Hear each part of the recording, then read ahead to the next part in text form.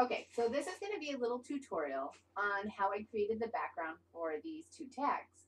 And I start by using Walnut Stain Distress ink to distress the edge of the tags. And there's just a number 8 tag die cut out of Cold Country that Anna Dabrowska has designed.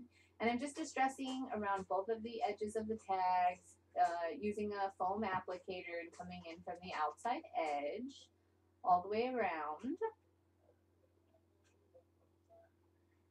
Then I'm going to spritz with a little water to make that ink activate because it's water reactive, and it's going to create some kind of aged splotches as it dries. So then I heat it with my heat gun, and I wanted a little bit more mottled effect, so I just did a second round. I didn't have enough the first time.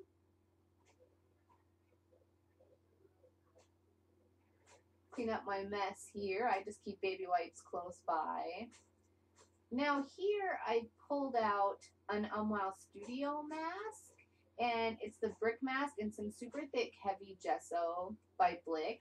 I'm just using like a paint scraper as a palette knife, which can come in handy sometimes because it holds a lot of paint, but in this case it held too much gesso, and you can see the brick pattern didn't really work. So here I am scraping it off, and then I'm just reapplying the gesso in some fast swipes.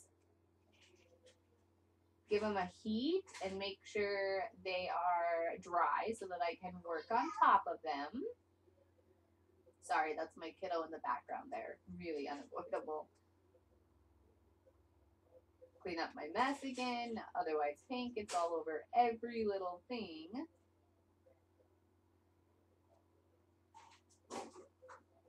And I pulled out some of the Nature Walk stamps by 7 Dot Studio. And I'm using some smoky gray VersaFine ink. I'm just inking up the stamps with my hand. I don't have them on an acrylic block, and this creates kind of a grungy effect. So I use the numbers from Nature Walk, and now I'm using the script text from Anna Dabrowska's Cold Country stamp set. And you can see they're coming down kind of grungy and fun and distressed. Then I'm going to heat those so that they're permanent and I can work on top. Now I'm cutting some drywall tape, which is this kind of like net, this almost like plastic net. And I'm just putting it down for some texture on top of everything I'm working on. This tutorial is all about creating the background, okay? And I pulled out some watercolors. These are some artist watercolors, maybe Derwent or something. And you can see I have two palettes. The bottom palette is really like normal colors, and then the second one is like more fun kind of hip colors. So I'm using that one mostly. I pulled the kind of berry purple, and then I'm adding in a kind of like royal purple, and it's on top of that gesso and a little bit on the paper. And I heat that, make sure it's dry. And then I decide I want a little bit of blue mixed in too, so I pull a bit of this turquoise color. So I've added in a little blue, and then I'm just heating that. Now I'm going back to my distress pad, my walnut stain, because there's kind of like a little bit of too of a crisp of an edge there. And there we go, just back around the edge, finishing that up. Now I've got an Umwow Studio vintage clock face. It's a super sturdy chipboard, and I'm trimming it to the size of the tag, and I don't want to waste any, so I've put some to the side. And I pull back out that Blick gesso I was using before, the nice thick stuff, and I'm just covering the entire clock with it.